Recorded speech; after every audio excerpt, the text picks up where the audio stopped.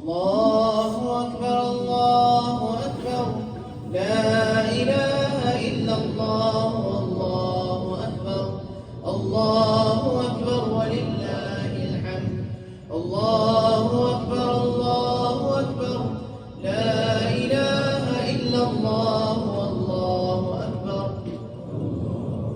ولله الحمد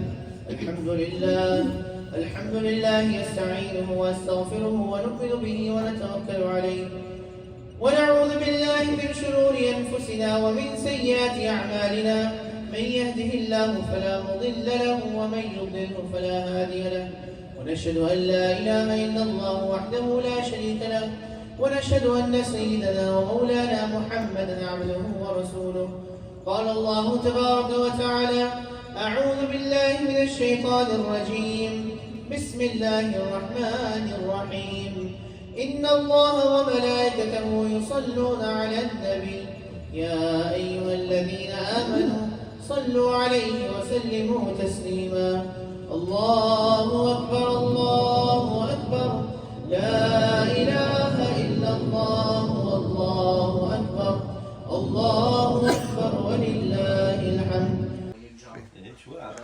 برادرها خیلی عید مبارک باشد، عید سعید فیطر.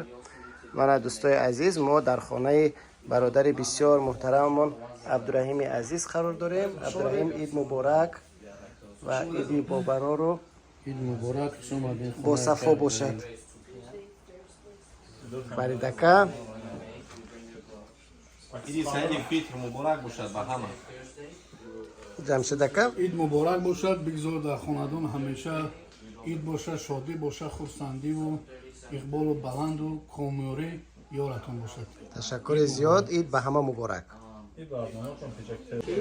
اینک یک از روزهای عید رمضان که ما امروز با همراه دوستانمون در خانه اکای خدای داد قرار داریم.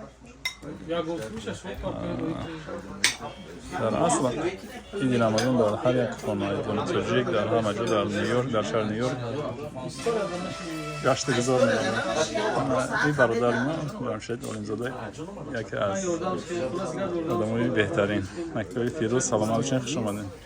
من میخوام تاجیکای نیویورک، بخصوص تاجیکای بروکلین در روز عید رسمی عید کردن دارند. همه به خانه میروند، همدیگر رو تبریک میکنند و از خوشی‌های عید بهره بردند. سلام.